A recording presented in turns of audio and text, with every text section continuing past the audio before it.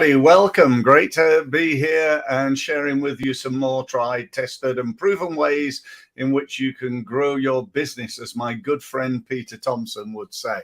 So it's great to be here. Thank you for your time. I do appreciate it. Now, today, just to let you know, I'm recording this live. I'm absolutely live doing this, and I'm on LinkedIn Live, Facebook Live, and YouTube Live. As well as that, I'm actually live on my podcast. So, you know, I love the fact that we can do this with technology. I use something called Streamyard in order to stream my presentation to 3 separate places, and then I've also got my podcast operating in the background too.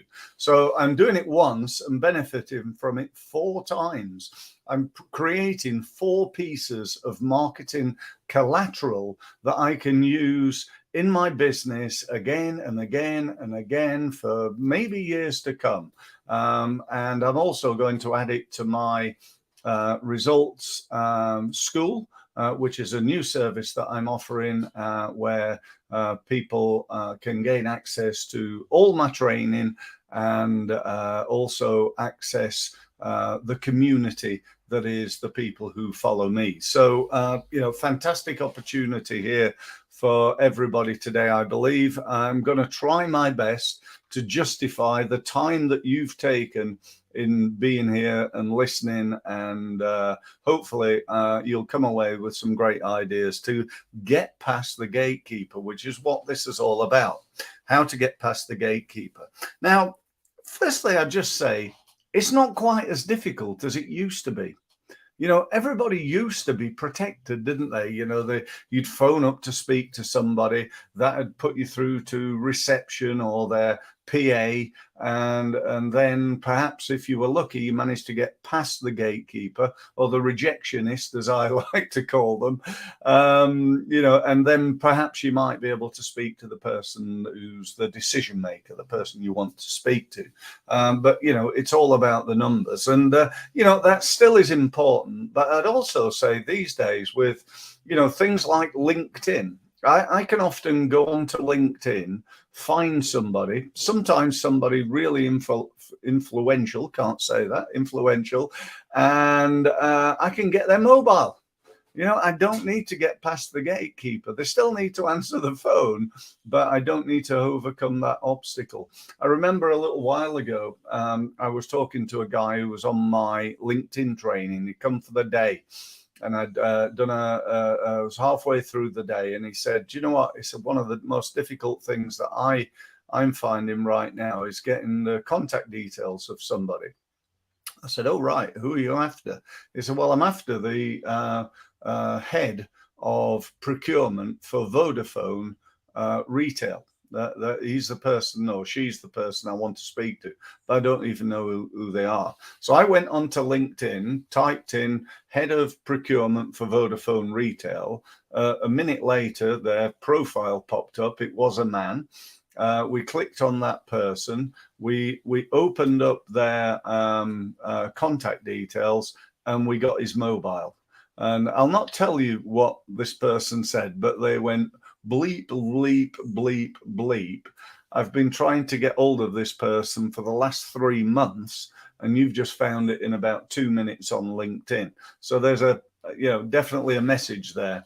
He tried, he'd phoned, he'd not managed to get past the rejectionist, the gatekeeper, and he'd done it again and so on and so forth. And yet, using LinkedIn, he got that person's mobile in about 2 minutes. So, you know, that being the case, you know, we still need to be good at getting past the gatekeeper. And I would say as well, just before I talk about, you know, maybe some ideas that I've got to share around the subject, if you're in a mind where you're not following up on things like leads, you know, I can tell you now for an absolute fact, you're missing out on a percentage of business. Let's say, for example, you know, you're posting on LinkedIn and you're not following up on people who comment, like, share your content, you're losing out. Why wouldn't you do that? Why wouldn't you just give them a call to say, thanks for commenting on my post. Thanks for sharing it with everybody. I really appreciate it. That in itself would make it more likely that they're going to do it again. And you might just add to that, I just wonder whether there's anything I could help you with right now. And they go, well, actually, yeah, I'm glad you phoned, Steve. Blah, blah, blah. Yeah. So, there's always that opportunity. And the same with emails. I encourage people so much to follow up on emails. And the great thing about technology with emails is it's so blooming easy to do. You can go on to a system. I mean, I use keep.com, and I can send out an email to my 5,000-6,000 contacts, let's say. And when I've done that, I know that, let's say, 50% of them have opened it up. So there's 2,500 people have opened it up. Now, out of those 2,500, maybe 250 of them have read it and clicked on one of several links, because I always have several links in my emails. So they've clicked on one of several links, and I know which one that is. So, for example, if it was a link to a page about building a website, I know that. If it was a page about joining my results mastery program, I know that too. If it was a page about joining mastery school, I know that too. So I can phone them up and go, oh, hi, Steve here. I noticed with the technology that we've got, we sent you an email and you clicked on the link, which was the link to our mastery school. I just thought I'd be proactive and find out what you thought to it and whether it was something you were interested in. And they go, oh, yeah, I had a look. Yeah, I'm not quite sure. Have you? I might say, have you got any questions? Oh, well, yeah. You understand how important this is. And let's say this email, I sent it out to 5,000, 2,500 open it up, 250 of them click through, and perhaps 10, 15 of them, something like that, make an inquiry. And I convert, let's say, half of those into leads.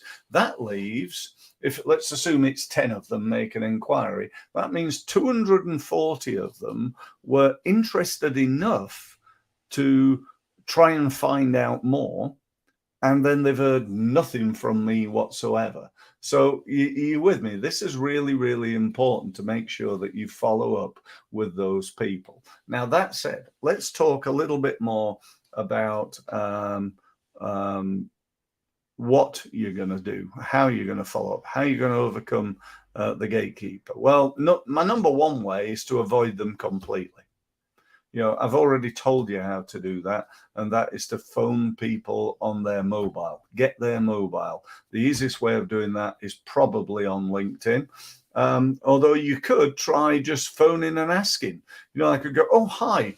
Who is it I'm speaking to? Oh, it's Mary. Hi, Mary. Hi. I wonder whether you could give me John's telephone number, his mobile. I can't find it. Have I lied? Yeah, it's true. I can't find it. It's because I've not got it. But or I might say, I've not got it to hand. I was trying to find it on LinkedIn, but I couldn't find it. Could you give me John's telephone number, please? Now, what could they say? They might say, no, sorry, we don't give that out. I get that, but some people might give it out. But the number one way would be on LinkedIn, I would suggest. Next one, I think this is really important, is what are you going to say to get the gatekeeper on your side? Well, the number one thing is, oh, hi, need to speak to John. Who is it I'm speaking to? Mary. Oh, hi, Mary. My name's Steve. Yeah, notice how I do that. It's not my name's Steve. I'm calling from Crofton Limited, and I want to talk to him about marketing. Oh, I'm sorry, he's really busy at the moment. I'm being much more friendly, much more informal. I'd say, oh, hi, Mary. My name's Steve. I was wondering whether you could really help me.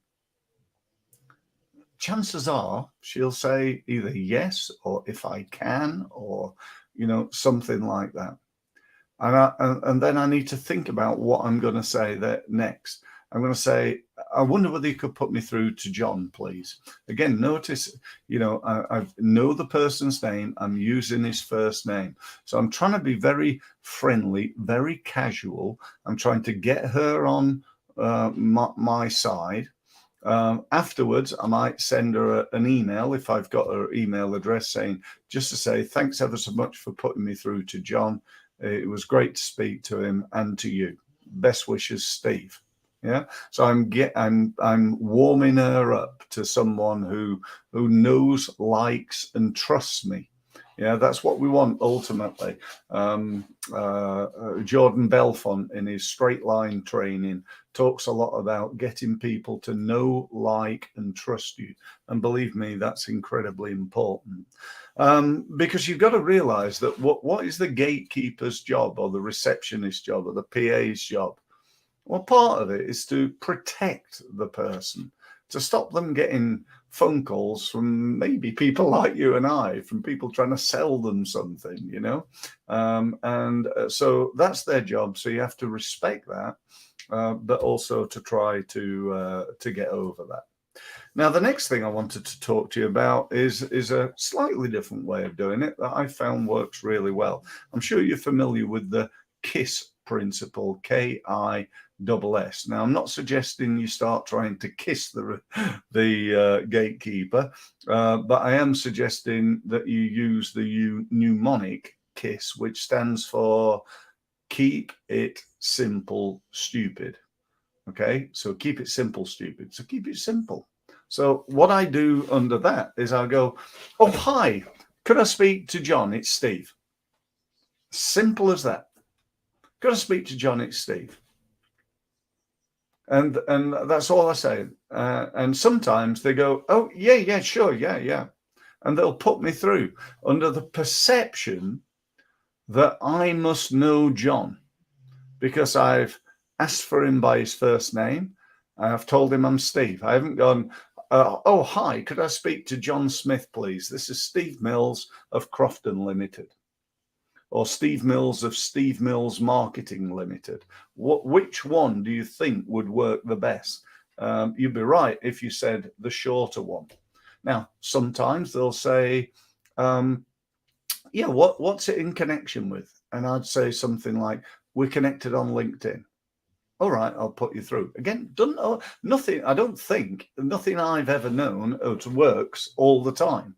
This doesn't work all the time, but it works reasonably well. Where you calling from? Now, at this point, I'm so tempted to go, I'm sat behind my desk, but I don't do that. I say Crofton or Crofton Limited.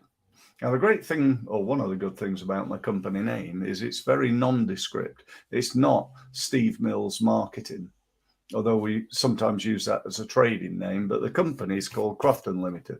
So, she doesn't know I'm a marketing person. She doesn't know I'm a sales guy. She doesn't know what I'm trying to sell her. And I just basically give her minimal information. I give her minimal information. And that sometimes gets me past more people than, let's say, other people. It works quite well. It doesn't work all the time. The other thing I'd say on this is, don't cold call people. Don't cold call people. Lukewarm call them. Make sure that there's some level of communication. If you're doing your marketing correctly, if you're keeping in touch with your prospects and your customers and your past customers on a reasonably regular basis, you shouldn't have to be cold calling. You should be lukewarm calling. So give you an example. I connect to somebody on LinkedIn. I send them a message saying, thanks ever so much for connecting. It's great to be part of your LinkedIn network. The following day, I send them another message saying, hi, we connected yesterday. Just thought I'd send you a quick report or a quick video or something because I thought it might be of interest to you. So you send them something. You then pick up the phone. You with me? And the script that I use that I actually picked up from one of my members is something around Hi, Steve Mills here. We connected yesterday on LinkedIn. I just sent you a link to a video.